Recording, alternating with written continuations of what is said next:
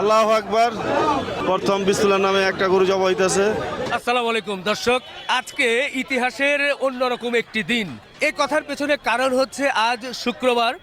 শুক্রবার প্রতি সপ্তাহে আসে, কিন্তু আজকে পাঁচটি দেশ সেরা আলোচিত ব্রাহ্মা গরু কিন্তু রাজধানী ঢাকার শাহজাহানপুরের খলিল মাংস বিতানের সামনে জবাই করা হচ্ছে।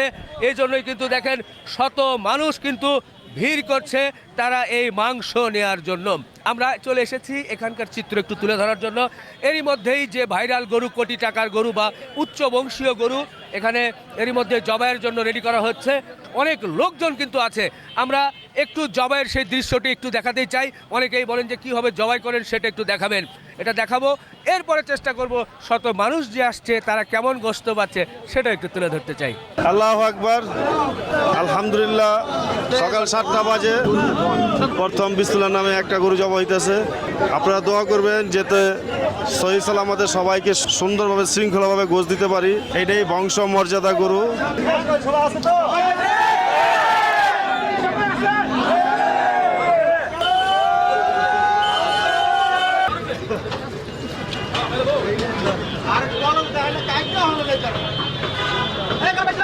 স্যার, আল্লাহর রহমতে বিএড গরুটা জবাই হয়ে গেছে আপনাদের।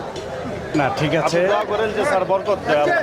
না, আমরা সবাই চেয়েছিলাম, দুর্নীতি দমন কমিশন, প্রাণী সম্পদ অধিদপ্তর সহ আমরা সবাই চেয়েছিলাম যথা নিয়মে এই গরুগুলো জব হবে এবং এবং এটা যাতে আপনাদের সম্মুখে, জনগণের আপনাদের জি, সম্মুখে। জনগণের জন্য সেটা আমি কাজেই করছি আল্লাহর রহমতে। জি জি অবশ্যই আমরা চাবো যে আপনার মাধ্যমে যেন এই মাংস যথাযথভাবে জনগণ পায় এবং এর জন্য আমরা আন্তরিকভাবে আমরা আমাদের এই দুর্নীতি দমন কমিশন সহ অন্যান্য সংস্থা, আমাদের বিজ্ঞ ম্যাজিস্ট্রেট আছে আমাদের সাথে, সবাই আমাদেরকে সহযোগিতা করেছে।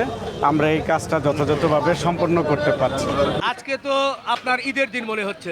আলহামদুলিল্লাহ, কি পরিমাণ লোক আপনি আশা করেছিলেন, কি পরিমাণ লোক আসছে? আমি যে পরিমাণ আশা করছি আলহামদুলিল্লাহ এর চেয়ে ডবল হয়েছে। যে টার্গেটটা নিয়েছিলেন যে এই 2টা বা 3টা